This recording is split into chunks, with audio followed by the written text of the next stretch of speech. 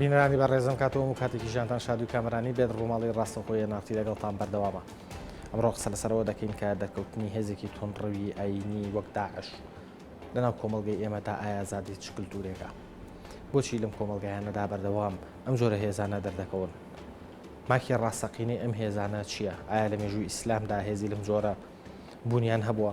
ئەگە بوونیان هەبووە ئایا بەم شێوە تونڕەوی ئێستا مامەڵەیان لەگەڵ دەور و بەرو لەگە کۆمەڵگاکان و لەگە هاوڵاتیانی ناو کۆمەڵگاکانیاندا کردووە؟ بەسواسەوە ئەمڕۆ مامەسا مشیر گەڵاڵی میوانمانە لە ستۆدیۆ و قسەمان بۆ دەکات لەسەر داعش وەک دەرکەوتەیەکی نوێ لەنێو کۆمەڵگای عێراقیدا. مامەسا بەخێر بیت بۆ ستۆدیۆ نارتی. سپاس بۆ جەنابەت. زۆر قسە لەسەرەوە کرێت کە دەرکەوتنیم هێزە تونڕەوە ئاینیانە زادە یەکێک لە کولتورەکانە. جا کللتوری نەتەوەیی بێ وەک نەتەوەی عەرەبیان کللتوری ئاینی بێ. ئەمە لە دۆ پرسم ئەمە زادەی کام کللتوریانە؟ ئایا زیاتر کللتوری نەتەوەیی عەرەب بەسەر یازاڵایان کللتورێکی ئاینی؟ من هەمیشە لە قسەکانمە هیچ شتێک حەسر ناکەم لە نێوان ڕەش و سپیە. منم تەنها ڕەشەیە تەنها سپیە. ئەوەی کە جەنابەت ئەڵێی ئەم دیاردەیە کە ئەمڕۆ زەق بۆتەوە هی ئەمڕۆ نییە، لەدایکبووی ئەمڕۆ نییە، بەڵکو ئەمە ڕیشەیەکی مێژووی هەیە و هەردووچکە ئەوانەی کە جەنابەت ئاماژەت پێکردن چ کللتوری ئاینی بێ چ کللتوری نەتەوەیی عەرەب بێ هەردووک دەستیان هەیە لە دروستبوونی ئەم دیاردەیە. بۆ نمونە عەرەبەکان پێش ئیسلام بەڕاستی قەومێک بوون کە زیاتر خەریکی ڕاوڕوود بوون. ئەمە کە بە بەشێکی سەرەکیە لە کللتوری عەرەبی. اینجا دوای هاتنی ئیسلامیش ڕاستە ئەمانە هیدایەت دران و بەڵام معنای وانە ئەمان زۆرجە پێغەمبەر صلی الله علیه و سلم بەهی وای فەرمووی ئینەکە ئیمڕؤن فیکە جاهیلیە، یعنی تۆ قەینا موسڵمان و بەڵام هێشتا هەندێک خەڵت و خاڵی جاهیلیەتت بەسەرەوە ماوە. کەواتە ناتوانین بڵێن ئەمە بە یەکجاری لەو کللتورەیە ڕزگاریان بووە، بەڵکو هەندێک جار زیندوو بۆتەوە ئەو کللتوری سەردەمی جاهیلی جارش کە لەناو کۆمەڵگای عەرەبی لەوانەیە میلەتەکانی تریش لەم شێوە کللتوریان هەبێ، ینی بۆ ئینسان بە ئینساف بێ، بەڵام بەڕاستی شتێکی دیار و زەق بووە لە کللتوری عەرەبیە. وی لە ئەم جۆرە وەحشی گەریە ئێمە هەرچەند ئەیهێنین و ئەیبین و لەم ماوەی ئەم 12 ڕۆژەی دوایە هەموو مامۆستایانی ئاین تاکی دەکەنەوە کە ئیسلام بەریە لەم جۆرە کللتورە. بەڵام کە ئەڵێم کللتوری ئاینیش دەوری هەیە، بەڵێ ئەوان پشت لە خۆیانەوە ئیشە ناکەن، پشت بە چەند دەقێکی پیرۆز ئەبەستن لە قورئانی پیرۆزە، لە فەرمودەی پێغەمبەرە، لە قسەی زانایان، بەڵام ئەوانە بەڕاستیان قسەی شازن یان ئەوەتە خوێندنەوەیان یان تەفسیریان بۆ ئەو دەقانە خوێندنەوەیەکی سەقەتە. وإلا ئێمە بەڕاستی هیچ لەگەڵ ئەوە نین و بڕوامان بەو ئیسلامە نییە کە ئەو هەموو وەحشی گەرەی کابێ. بەڵام هەردوو لا وەکو وتمان ئەگەر بە خوێندنەوەی سەقەتیش بێ دیارەکەواتە کللتوری ئەتوانین بڵین هێزێکی وەکو داعش لە سەردەمی جاهیلیەتە ئاژی؟ سیفەتەکانیان سیفەتی سەردەمی جاهیلین، سەردەمی ڕاوڕوتی عەرەبە، ئەو شێوە تەعاملکردنیان لەگەڵ خەڵکە. بۆی ئەگەر ئێمە بێین تۆزێکی کە بگەڕێنەوە سەر ڕەگ و ڕیشەی مێژوویان، چونکە ئەگەر باس لەوە بکەین هۆکاری دروستبوونی ئەو دیاردەیە چییە؟ وتمان لەلایەکەوە ڕەگ و ڕیشەیەکی مێژووی هەیە. ئەمە ئەمڕۆ لەدایک نەبوون، ئەمڕۆ ناوی داعشە، پێش چەند مانجێک ناوی قاعیدە بوون، پێش ئەوە بە ناوی سەلەفی جیهادی هەندێکیان تەبعان ئێمە لەو شتانە هەمووی ئەبێ بە ئینساف بین و پێش ئەوانە زاهیرەی وهابیەتیان پێوتراوە، ئەوانیش دەتوانم بڵێم هەندێکیان هەتا ئەگاتەوە سەردەمی پێغەمبەر درود و سەلامی خوای لەسەر بێ کە پێیان وتراوە خەوارج، بەڵکو هێندێ لە ڕووناکبیرانی ئیسلام پێیان باشە پێیان گۆڕێ ئەلماریقون. ماریقون یعنی لە دین دەرچوو. ئەڵێ ئەم ناوەیە پێغەمبەر صلی الله عليه وسلم خۆی ناوی لێناون، بۆیە بە ڕەوای نازانێت جگە لەم ناوە ناوێشتریان لێ بنێن، بۆ نمونە پێیان بوترێ ئیرهابی یا متشدد یا ئەسوولی یا متطرف. ئەو ناوە چۆن پێغەمبەر کە ناوی لێ ناون ماریق یا لە دی دەرچوون، چونکە کە وەسفیانەکە ئەڵێ ئەمانە هەرچەندە ئیدعای ئیسلامێکەکەن بەڵام هەروەکو چۆن تیر لە کەوانە دەرەچێ ئەوەش ئاوا لە دینی ئیسلام دەرەچن. باش ئەگەر ئەمانە لە دین دەرچوون کەواتە بەپێی تەفسیرەکانی دین، بەپێی ئەو تەسمیاتانی کە ئەدرێ بەوانەی لە غەیری لە دینی ئیسلام لا ئەدەن، کەواتە ئەمانە لەگەڵ ئەوانی کە پێیانەوترێت مرتەد فەرقان چییە؟ طبعا مرتد ئەمەش بابەتێکێ بۆ ئێگەر بە تەسەلسل نەیپسڕن بارە من ئامادەم وەڵامی هەموو پرسیارەکان بدەمەوە وا پێویستەکە ئەم ڕۆژانە بەڕاستی لەگەڵ هاتنی ئەوان ئەم بابەتە زۆر ئەو ڕژێنرێ و حەقی خۆیەتی کە بە شێوەیەکی تێروسەڵ تەسەڵ باش بکرێت لەلایەنی ئەوانەی کە خۆیان بە ڕۆشنبیر یان مفەکری ئیسلامی یان مامۆستای ئاینی لە هەموو لایەک حتا گە نووسەرێکیش بێ ئەم مەسەلەیە زۆر بە تێر و تەسەڵی بۆ ئەوی خەڵکەکەمان جمهورەکەمان جەماوەری کورد بەرچاوڕوون بێ دەربارەی ئەو دیاردەیە ئەوان ڕاژینین بۆ نمونە هەندێ ناوی تریان کە پێ ئەوترێ المتنطعون یان الشورات یان الحرورية وهروها المارقون ئەمانە تەنها لەسەر مارقون ڕاژینین کە پێیان بۆترێت چونکە خۆیان ئەزانن یعنی لە دین دەرچووەوانیش خۆیان وا نازانن کە لە دین دەرچوون بەڵکو کە شوڕات یەکێکە لە ناوەکانی تریان بە معنای خۆیان بەخوا فرۆشتووە بۆ نمونە ئەوان کاتێک کە ئەچن یەکێکی وەکو ئیمامی عەلی ئەکوژن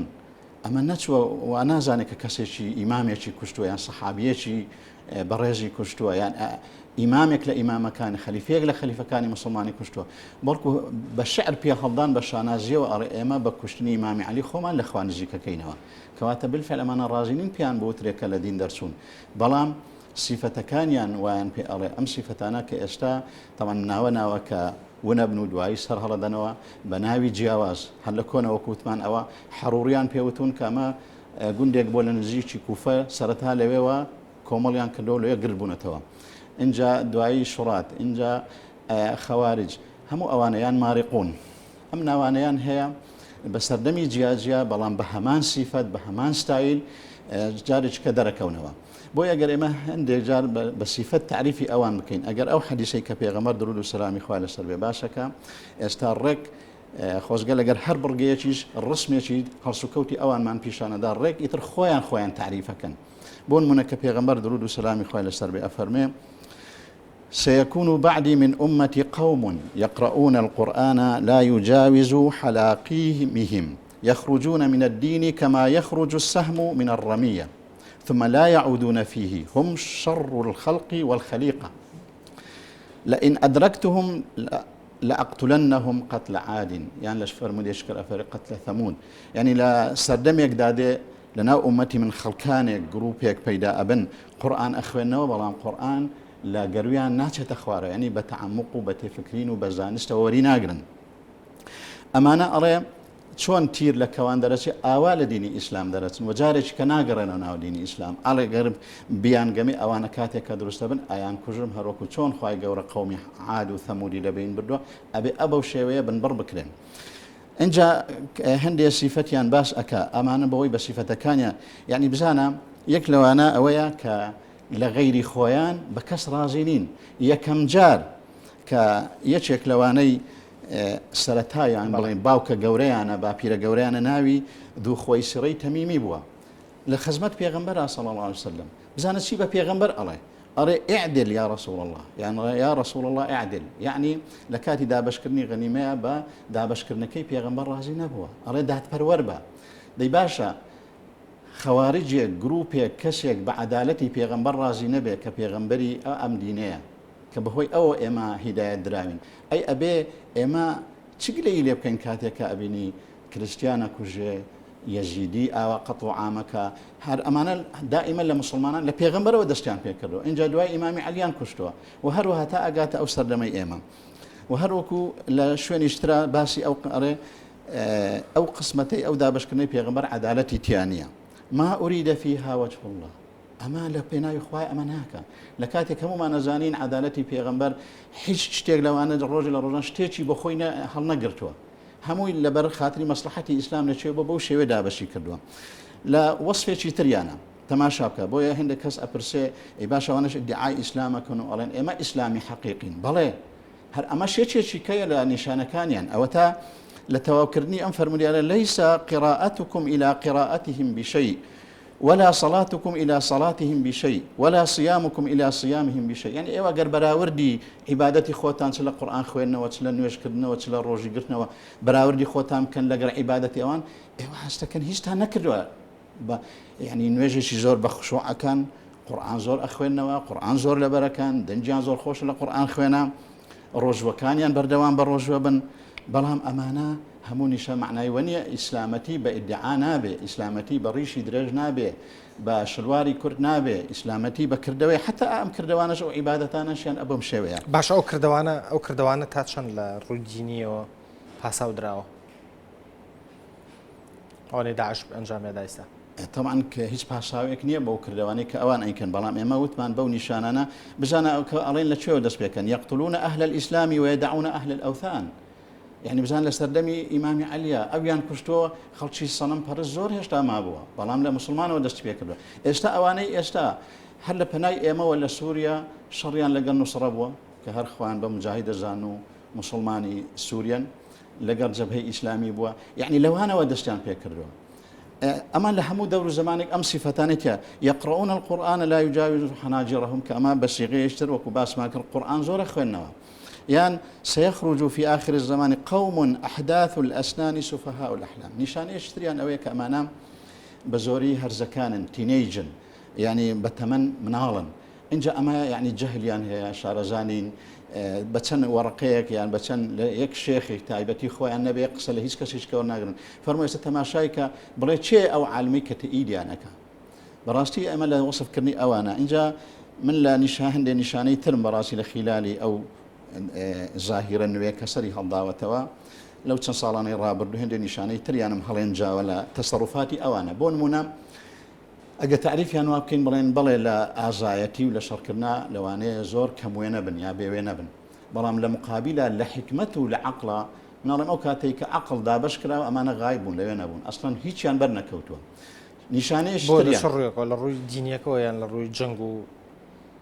لە هەموو حتا لە مەسلحەتی خۆشیان کە ئەڵێم عەقڵیان چونکە یەکێکی کە ئەڵێ زانایەکی کە ئەڵێ ئەمە مشکیلە لە مەزاهیریان نییە، مەزاهریان تەماشاکەی تەمان لە مەزاهیر ڕیشیان لە ڕیشی من درێژترە، سەر و دەم و چاویان تابڵێ یعنی وا پیشانەدا کە زۆر مولتەزی من بەدین، بەڵام ئەڵێ ئەمە کێشەیان لە مەزاهیر نییە لە ڕواڵەتی دەڕەوە، کێشەیان لە عەقڵەکەیە لە مێشکەکەیانە. لەوێ حتا زۆربەی ئەو ئیشانەی کە ئەیکەن زۆر جار بە زەرەری خۆیان تەواوی. بۆ نمونە هەر لە سەرەتا لە دوای 2003 کە عێراق ئازاد کرا لە ڕژێمە دیکتاتۆریەکەی ئەمانە وردە وردە پەیدابوون بە ناوی جیاجیا چۆچیان بە ئەمریکا دادا، بەڵام لە مقابلە چێ قازانجی کرد؟ ئەمان قازانجیان کردیان خوێنی ئەوان و جوهدی ئەوان چوە گیرفانی ناحەزی خۆیان. بۆیە ئەنجە سیفەتێشتریان ئەوەیە لە هەر شوێنێکە لە هەر کۆڵانێکی ئەو دنیاە بۆ ماوەی 1 سعات حکمیان بگاتە دەست یەکسەر ئیعلانی دەوڵەتی ئیسلامی یا خلافەتی ئیسلامی یان ئیمارەتی ئیسلامیەکەن بێ ئەوەی یعنی ئەولەویات لە کاری ئەوانە نییە. بێوە حسابکەن باشە ئەمە دوای 2 سعاتی تر ئەی باشە ئێمە چیەکەین؟ ئەتوانی ئیدارەی ئەو خەڵکە بکەین، ئەتوانی ئیدارەی ئەم ناوچەیە بکەین؟ نە، مهم ئەوەیە ئەو شتێکێ لە ناو مێشتی ئەگەر بۆ ماوەی سعاتێکی بێت تحقیقیکە.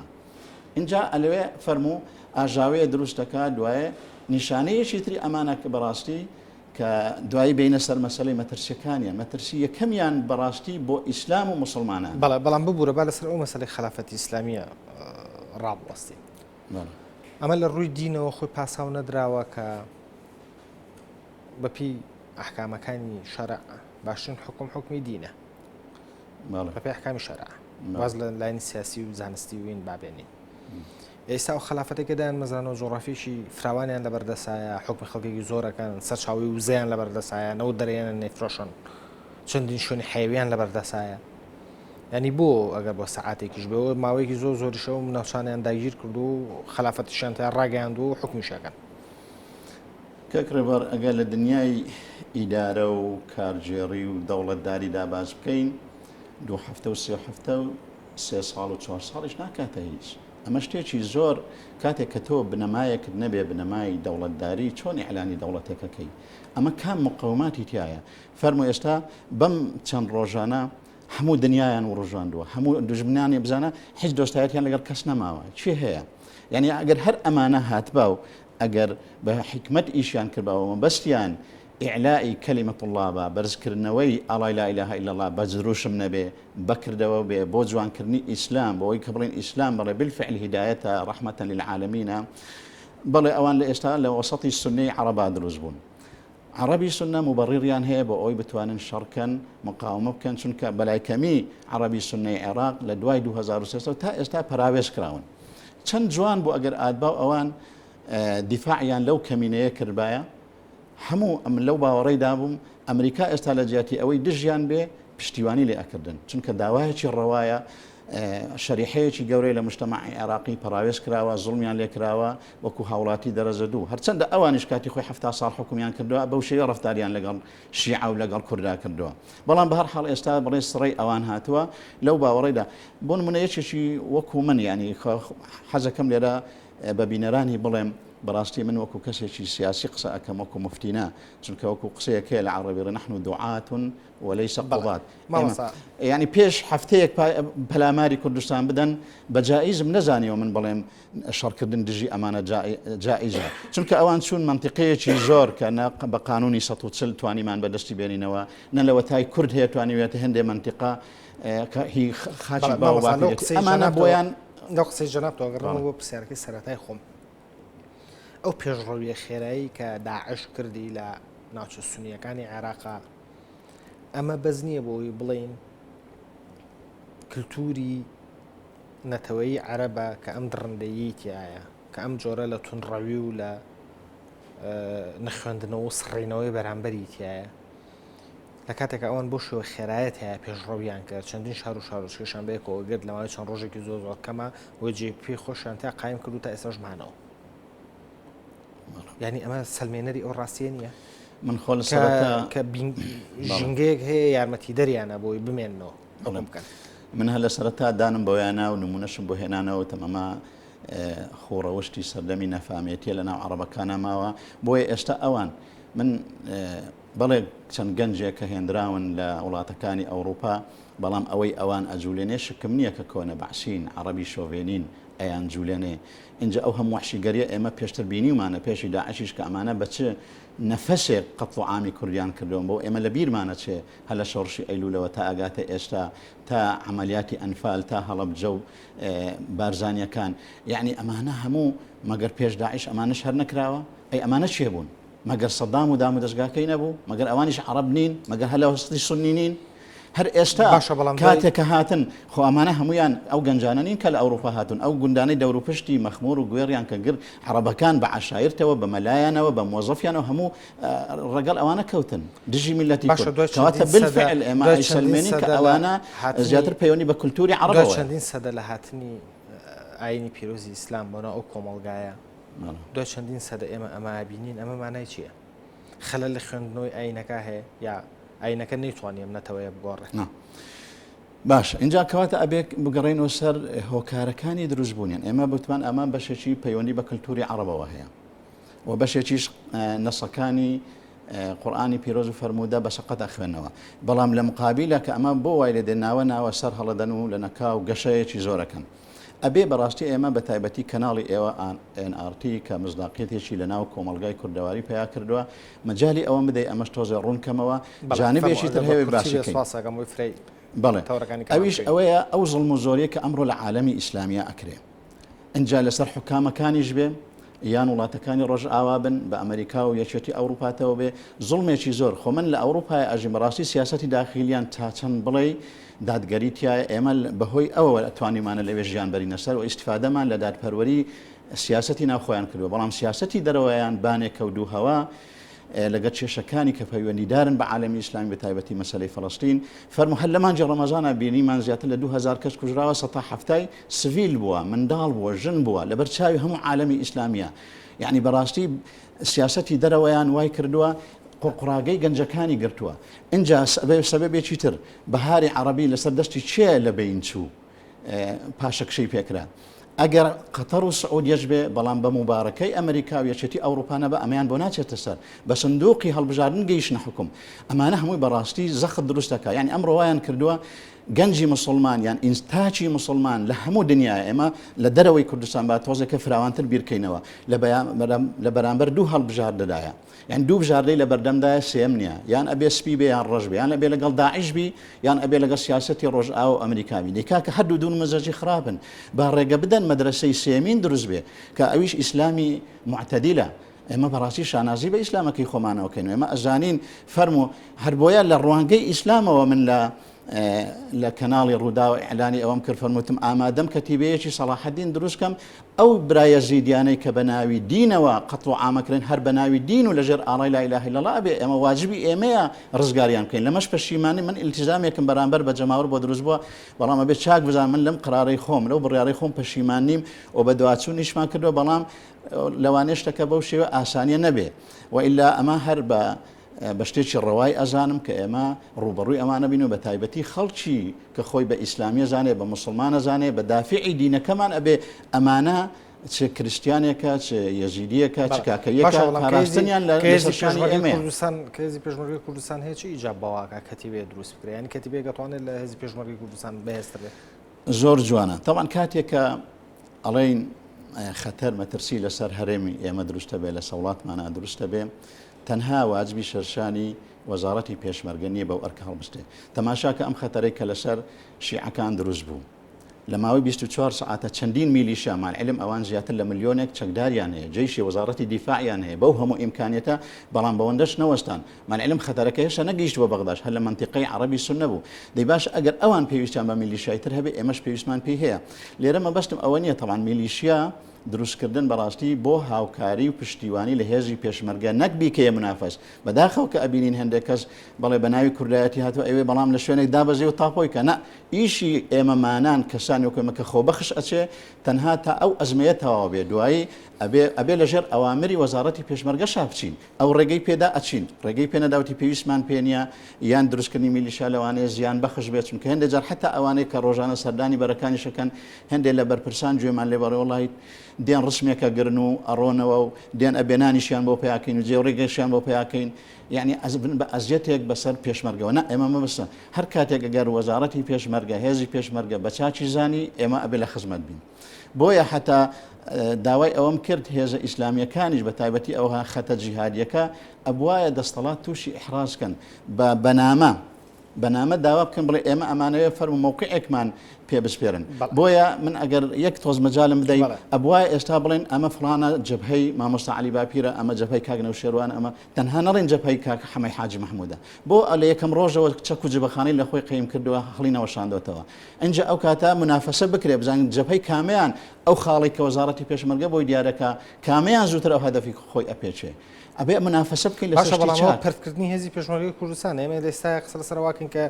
پێشمان بۆ سوپایکی نیشتمانیمان هەبێ ئەو سوپان نیشتمانیە بەرگری لە وڵاتەکە بکاو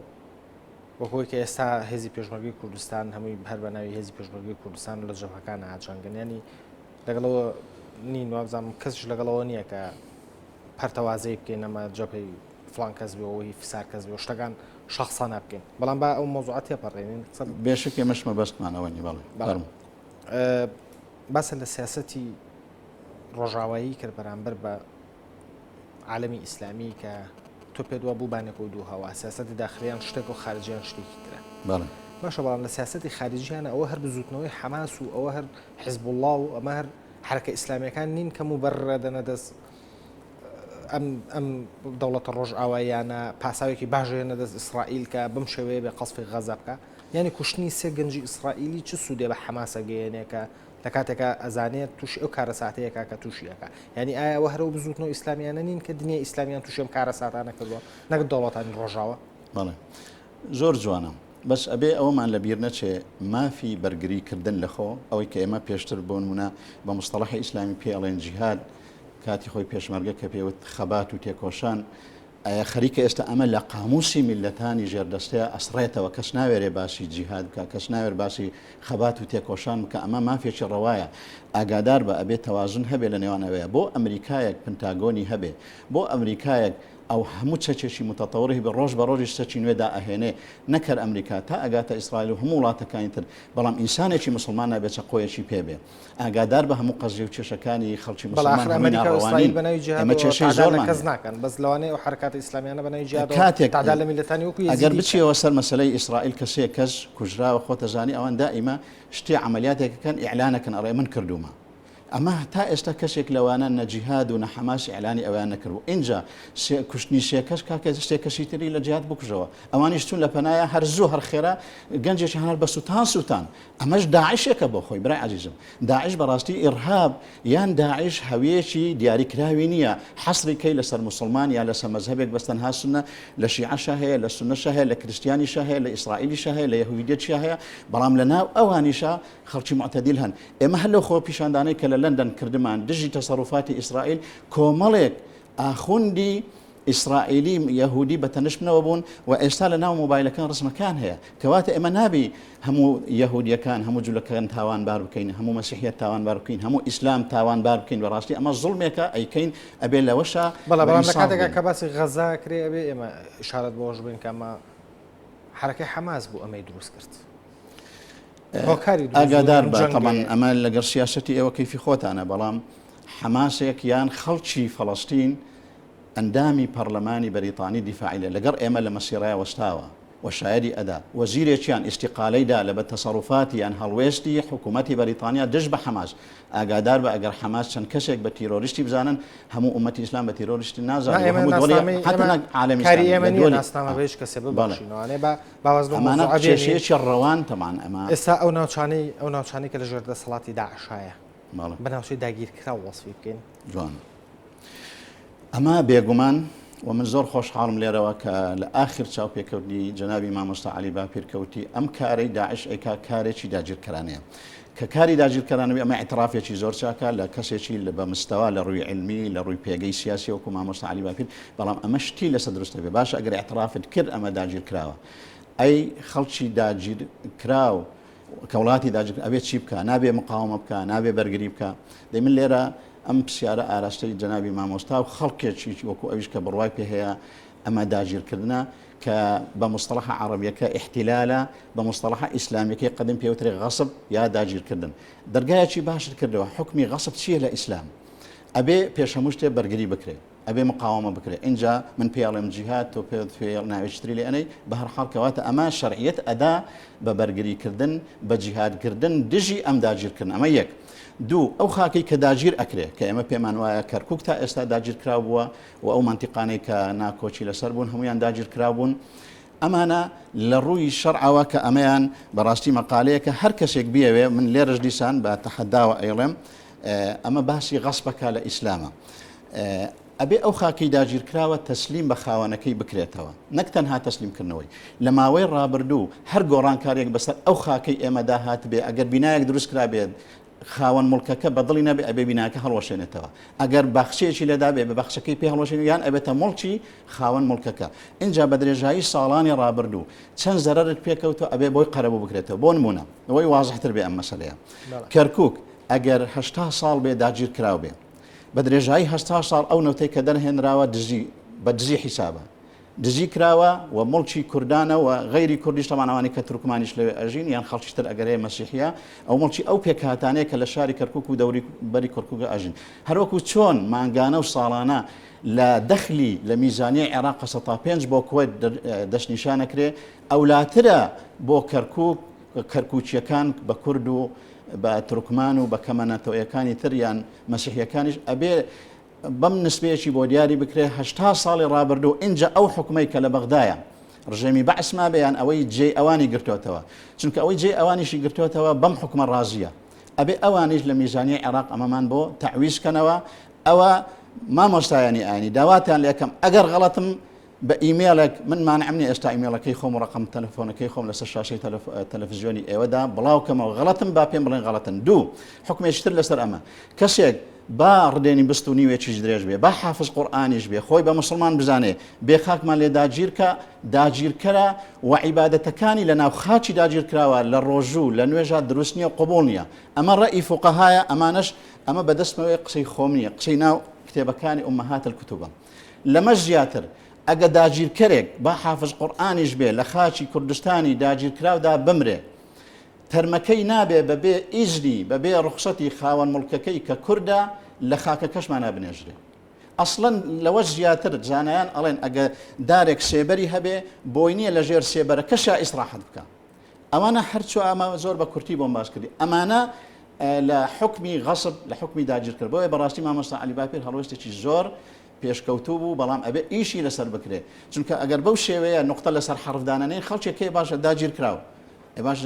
بچم داگیر کراوە من بە تەمای پێشمەرگە لێگەڕم هەندێک کەس تەماشا کردبی و هەندێکیش پێشمەرگە بێ یان ئەبێ هەمومان پێشمەرگە بین اینجا کاکڕێ با بۆ ڕاستکردنەوەی کاڵێم هەمومان پێشمەرگە بین یان لە شوێنی شراوتمە فەرزی عینە ئێخۆ ئافرەتێک ئەتوانێت لە ماڵەوە بە شێوێشتر یارمەتی بدە یان ئەتوانێت بچێتە بەرەی جەنگ بریندارەکان شارێشکە یان کەسێک کە بۆی ناکرێت خەتیبێکە لە سەمینبەر ئەبێ ئەو حەقیقەتانە بۆ خەڵک ڕوون کاتەوە ئەمە فەرزی عینە ینی هەمومان هەرنابینە پێشمەرگە و چنە بەرە لەوانەیە ئەوەندە چە چیشمان نەبێ یان باری ئەوان قڕزکەین بەڵام هەر کەسە لە شوێنی خۆی ڕۆشنبیرێک کەسێک ئەم وەزعانە بەڕاستی بەوەی گەنجەکانمان جەماوەرمان چاواشە نەبێ یەکێک بڕێ جائیزە یەکێک بڕێ جائیز نیە یەکێک بڕێ کوفری کرد آخر هەر ئەو ڕسمەی من کە پێشیاندرا بەجلی عسکەری ئەو قسانت کەوتم ئەمن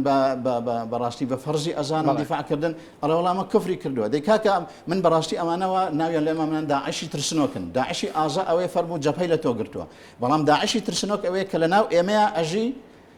یا ئیمامێکە یا نووسەرێکە بەڵام بەڕاستی ترسنۆکە ناتوانانی هەڵوێز دەربڕی و یەکێکی وەکو منیشکە بە مووقیفێک ئەنوێنێت تەکفیر مەکە ئەی باشە فەرقی ئەمە چیە لەگە داعش داعشی شێکێ لە سیفەتەکانیەوە کە تەکفیری مسلمانانەکە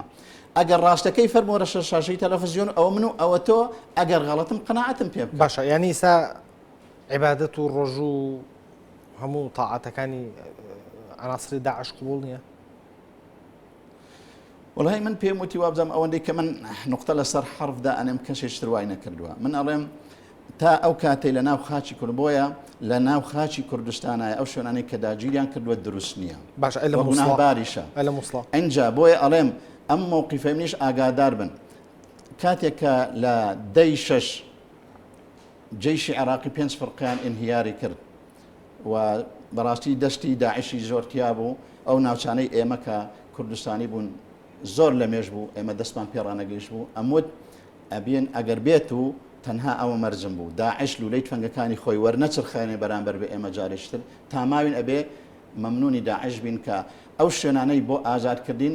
کە حەنان فەلتاوی بە زمانی خۆی ئەڵێ 4 ساڵە من بەرگری یەکەم لێ ناگەڕم مادەی 140 دروست بێ بەڵام لە سای دەستی داعشەکان ئەومان دەستکەوتەوە بەڵام بەداخەوە کێشەی ئەوان هێشتا لەگەر بەغدا هەڵ نەبووە لەگەر دیمەشق هەڵ نەبووە ڕێک سوڕێنەوە چەکەکانیان وەرە چرخێن بەرامبەر بە کورد کە ئەوان گۆڕیان طبعا مووقیفەکەش فتوای شەرعی ڕەئی شەرعی ڕەئی سیاسیش بی بەڕاستی بە جوێرەی زەمان و مەکان ئەگۆڕێ ئەوان تا ئەو کاتە داگیرکەری کوردستان نەبوون لولەی تفەنگەکانیان لە ئێمە نەبوو ئێمەش هیچ مشکلی باشە بۆ مووسڵ بە داگیرکەر وەسفیان نەکەین بۆ مووسڵ خەڵکی مووسڵ ئەگەر ڕازیە بە وەزعیەوەن کەفی خۆیانە بۆیە من لە تەسەڕفاتەکانیان بۆ منە لە سووریاشە هیچ پەیوەندیەکی بەڕاستی ئەتوانم لێرە وەکو کوردێک پەیوەندی بەمنەوە نییە لەوێت چاکەکە خراپەکە کەیفی خۆیەتی من ناتوانم لە جیاتی خەڵکی سووریا نەشەڕ بکەم فتوایان بۆ بدەم بەڵام ئێمە باش لە کوردستانەکەین باش لەو مڵکەیەکەکەین بۆیە تەماشای وەفای کوردکە ئەمە هەمومان چاک ئەزانی سەرکردایەتی کورد تۆ زەختێکی لەسەر وڵاتەکان هەندێک لە وڵاتەکانی دراوسێمان لەسەر بوو حتا لەلایەن ئەمریکا کە شەڕی داعشیان نەئەکرد سەرەتا کاکە بۆ شەڕی داعش بکەم کاتێککە ئەو نەهاتوە تەشقەڵە بەم من ناوچەیەکی زۆری بۆ ئازاد کردوم کە نە ئەمریکا بۆی کردوم نە قانونی 140 بۆی کردوم ئەوان هێناویانە و تەسلیمی ئێمەیان کردو بەجێیان هێشتووە ئەبوای دوعای بە خێریشان بۆ بکەین بەڵام خۆزگە هەر لەسەر ئەو هەڵوێستە مابان نەک ئەو هەڵوێستی ئێستایان کە موبەڕیڕێکی شەرعیمان بەدەستە داگیرکەرن پێویستە ئێمە مقاومە بکەین دژیان بۆستین بەڵێ ئەوان ئازادیان نەکردو ئەوان بارودۆخێکی نائاساییان لەو ناوچانە دروست کرد کە سوپای عێراق تیاکشایەوە وە کوردیش هەر ناوێکی شوێنی گەزەری باوا پیرانم باشە ئەوەی داعش بەرامبەر کوردستان ئەو ڕۆوە چرخانی کە لولی تفەنگەکانی کردە کوردستان شتێکی چاوەڕوان کراو نەبوو بەڵێ بە چاوەڕوان کراوە چونکە من ئەو قسانم کردووە بە نووسینی شەم بووە و وەکو پەیمانگەی دیالۆجی نێودەوڵەتی کۆڕمان لەسەر بەستووە خەڵکی پرۆفیشناڵمان بان کردووە دویان هەر مستەشاری جەنابی سەرۆکی حکوومەت بوون کە باسی ئەوەمان کردووە ئەو کاتە ینی پێش ئەو هجومانەی ئەخیری لە دوو لایەنەوە هێرشمان بکرێتە سەر چ داعش سەرکەوێ چ مالکی سەرکەوێ چونکە هەردووچیان بە ئاشکرا لە هەفتەی یەکەم هەڕەشەیان لە کوردستانە کرد مالچیەوە ئەزانی وتی کورد خیانەتی لێ کردوین مالکی وتی هەولێر بۆ تەمۆڵگەی ئێرهابیەکان داعشیش بە دزی و بە ئاشکرایانێت ئێمە ئەو ئیشەمان کرد بۆ کوردمان نەکردو بۆ خۆمان کردووە کەواتە بە جوێرەی تەسەڕفاتەکانی پێشووتریشیان و لە شوێنەکانی تری ئەو دنیاە زۆر چاوەڕوان کرابوو من لەگەڵ تام 100% یان مالکی یان داعش جارێک کە لولەی تفەنگەکانیان ڕچ بۆیە بەڕاستی کۆمەڵێک پێشنیاری جوانمان لەو کۆڕ و کۆبوونەوانەی کە کرمان بە ناوی پەیمانگەکەمان دامانە دەستەڵات ڕەجاءن لە یەکەم ڕۆژەوە پێویستە پێشمەرگە ئیشی یەکەمی ئەوەبی یەکەم ئەبێ خەندەق لێدا دووەم ئەبێ سەنگەری زۆر محکەم ئەمە ساترێکی خۆڵە دروستکرد هیچ ناژێڕێتەوە بەڕاستی ئەمە محکەم نییە اینجا ئەگەر هەبێ و ئیمکان من نازم بەڕاستی ئیمکانیەتی پێشمەرگا و کاتە ئێستا زۆر شارەمونە بەڵام لە سیستەمی عسکەریە ئەبێ سیم بند بکرێ ئەبێ ئەگەر ئەلغامیش تێ و ڕێگەت پێ ئەدەن ئەلغامیش دابنەی زۆر چاک خۆت و لە هەمان کات ئەم منتیقانە کە خەڵکی غەیری کوردیتیایە ئەبێ زۆر بە شێوەیەکی شارستانیانە تەعاملیان لەگەڵ بکەین بۆی هەستکەن هێزی پێشمەرگا ئاشتیان بۆ دێنێ ئازادیان بۆ دێنێ نان و خۆراکیان بۆ دێنێ ئاوەدانی لەگەڵ خۆی هێنێ پێشمەرگە ئەو دێوەزمە نییەکە لە ناومێشتی ئەوان وێ ناکرابوو بۆ ئەوی دڵخۆش بان بە گوڵ پێشمەرگەکانیان گوڵباران کردوایە کۆمەڵی تێبینی جوانمان لەو بارەیە بەڕاستی نووسیوە حتا وتمان هەندێ مەشاعری ئەی خزمەت گوزاری ئەگەر هی گەورەشمان بۆ نەکرێ بۆ نمونە ئەو شوێنە نوێیانە کە کار بە عمل شعبیش بیجادەبانەکانیان بۆ خاوێنەکەینەوە هەندێشتیوە ئەکەین کە پیاوی ئاینیان سەرۆک هۆزەکانیان دڵخۆشەکرێن بە ناوی سەرۆک بە ناوی سەرۆکی حکوومەت سەرۆک هەرێم سەردانیان بکرێەوە فەرماندەکان ئەتوانە ئەو ئیشانە بکەن بۆی خۆشەویستیەک دروست بێ لە نێوان ئێمە و پێکاتەکانی تریۆک و برا تورکمانەکان برا عەرەبەکان کە لەو ناوچانە ئەژین کردستانەکان و هەروە خەڵکی تر ینی بەڕاستی بەداخەوە من لێرە ئەگلەیم هەیە چونکە ئەو گەیشتە شوێنی هەستەکەم دوو مستەشاری جەنابی سەرۆک حکوومەت لەوێ بوون بۆیە ئێوەمان بان کردووە ئەم تێبینیانە خێرا بگاتە شوێنی خۆی بەڵام هەروەکو چۆن کورد گلەیی کرد وتی ئێمە مالیچیمان ئاگادار کردەوە کە مەترسیەک بەڕێگاوەیە بەڵام ئەو لەبەر غڕوڕی خۆی هیچ احتیمامی پێنەدا بەڕاستی ئەو تێبینیانە لەوانەیە دەیان ڕێکخراوی تریش ئەو تێبینیانەی دابێ بەڵام وەکو پێویست وەرنەگیران بەڵکو بە تایبەتی من شخصیان زۆر سارد کرامەوە کە یعنی شەرم لەخۆ قسەی ئیعلامە تۆ باشەکەی ئیدی کاکە آخر دەیفەرمەوە نەتیجەکەمان بینی واوەڕ بێگەر ئێستا زمانی جاران بەیان و لەوانەیە کەڕامەتت هەیە تۆ چۆن زانیت ئاوای لێ دێ بەڵێ زۆر باشە ناوبڕێک وەرەگرین دوام ناوبڕە درێژە بە بابەتەکەمان نین لەسەر ئەم تەوەرە